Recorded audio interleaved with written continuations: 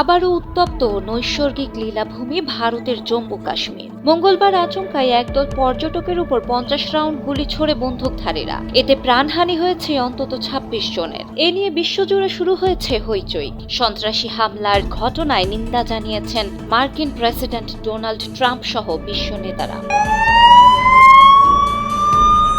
ভারতীয় সংবাদ মাধ্যম এনডিটিভি জানিয়েছে, কাশ্মীরে সন্ত্রাসী হামলার ঘটনায় প্রধানমন্ত্রী মোদীকে ফোন করে নিন্দা ও সমবেদনা জানিয়েছে মার্কিন প্রেসিডেন্ট ট্রাম্প। অপরাধীদের বিচারের আওতায় আনতে ভারতের প্রতি সমর্থন জানিয়েছেন তিনি।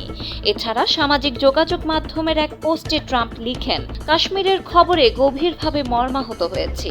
সন্ত্রাসবাদের বিরুদ্ধে লড়াইয়ে যুক্তরাষ্ট্র বলিষ্ঠভাবে ভারতের পাশে রয়েছে।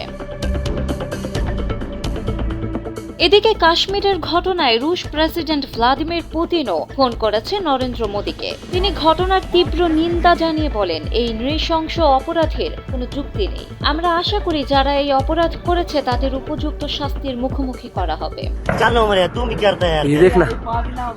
রাশিয়ার প্রেসিডেন্টের কার্যালয় থেকে জারি করা বিবৃতিতে পুতিন আরও বলেন, সব ধরনের সন্ত্রাসবাদের বিরুদ্ধে লড়াইয়ে ভারতের পাশে থাকার প্রতিশ্রুতি পুনর্ব্যক্ত করছি।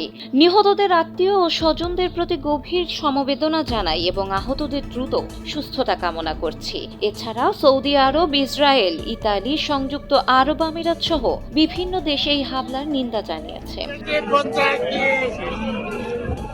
এরই মধ্যে হামলার দায় স্বীকার করেছে পাকিস্তান ভিত্তিক সন্ত্রাসী সংগঠন লস্কর-ই-তৈয়বা। ঘটনার প্রেক্ষাপটে ভারতের প্রধানমন্ত্রী নরেন্দ্র মোদী তার নির্ধারিত সৌদি আরব সফর সংক্ষিপ্ত করে রাতেই দেশে ফিরেছেন। পাশাপাশি ভারতের স্বরাষ্ট্রমন্ত্রী অমিত শাহ শ্রীনগরে পৌঁছে নিরাপত্তা পরিস্থিতি পর্যালোচনা করেন এবং সংশ্লিষ্ট প্রশাসনিক কর্মকর্তাদের সঙ্গে বৈঠক করেন।